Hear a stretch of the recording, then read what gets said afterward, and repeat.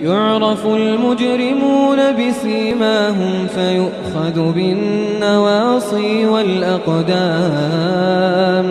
فبأي آلاء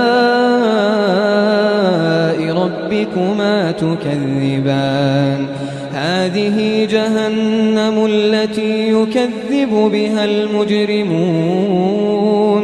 يطوفون بينها وبين حميم آن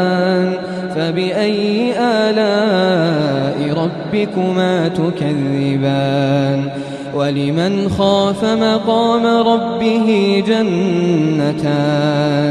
فبأي آلاء